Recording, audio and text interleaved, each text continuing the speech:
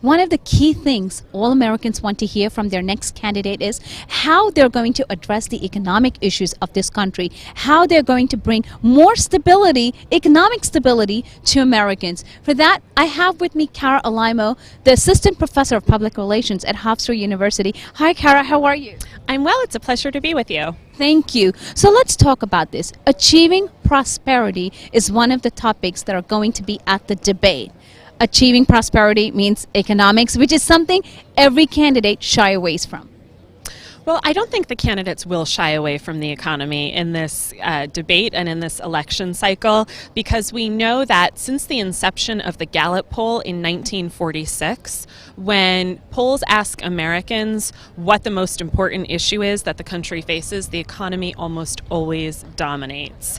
And so the candidates know that the economy is incredibly important to American voters, and I think they're going to have a lot to say on it in this debate. You know what, I think it's definitely an important topic if it's on the first debate itself, but at the same time, so far we haven't really heard anything concrete, any policies or anything substantial from either one of the candidates when it comes to economy.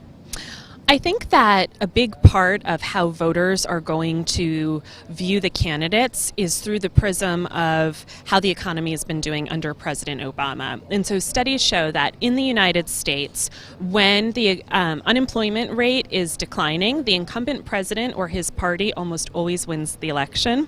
When the unemployment rate is rising, the incumbent president or his party almost always loses. However, there was an exception in 1992 when the economy was actually improving, but George H.W. Bush lost his bid for re-election, and researchers have realized that that's because of negative media coverage of the economy.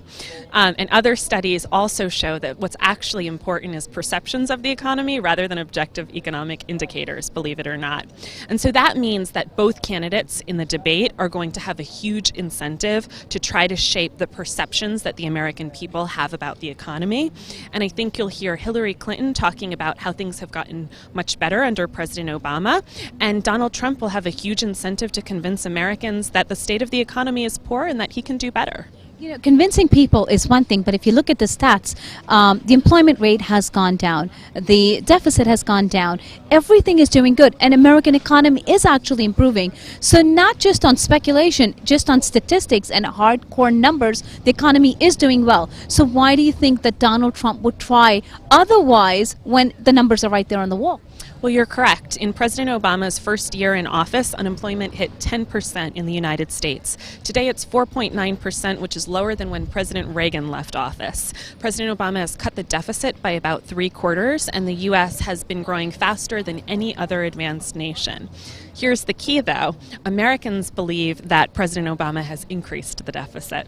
And so it's all about perceptions. And that's why Clinton is going to try to, I think, reinforce the Obama record. And Trump is going to talk to voters who are still hurting after the 2008 economic crisis and try to convince them that he's a businessman and he can do better. Do you really think, I mean, the amount of every time he's asked a question to talk about policies, to talk about what is it that he's going to do, he's always evaded the question. He's always said, we have a plan, but we've never really heard what his plans are on different topics. So do you think now when asked what his thoughts would be on how he's going to make America better, what are you expecting as an answer now? Well, I have to say it's very difficult to predict Donald Trump's behavior. I would never officially try to do so. However, it would be very unusual and surprising to me to see him all of a sudden lay out in a more detailed economic policy or other policies, for that matter, in this debate. That's not usually what happens in presidential debates. What's been remarkable about Donald Trump is that he talks in generalities. There was an article in The Atlantic that said, you know, candidates try to talk at about a 7th grade level. Donald Trump talks at about a 4th grade level in public. And so I would expect him to be fairly vague on policy and big on promises, because that's what we've seen from him throughout this election cycle. But don't you think it's time now to step that up a notch to, just instead of giving vague ideas, talking at a fourth grade level, he needs to step it up to the seventh grade level now because America really wants transparency. One thing they're not getting from either one of the candidates are real answers, and they're tired of it. With both their track records, they want transparency. So don't you think this is the time now for them to step up and say, okay, you know what, this is how I'm going to do it, rather than saying, I'll fix it. He needs to now say, or she needs to now say, this is how I'm going to fix it. Well, I'd say if you look at the two candidates' websites, you will see very detailed policy ideas on Hillary Clinton's website.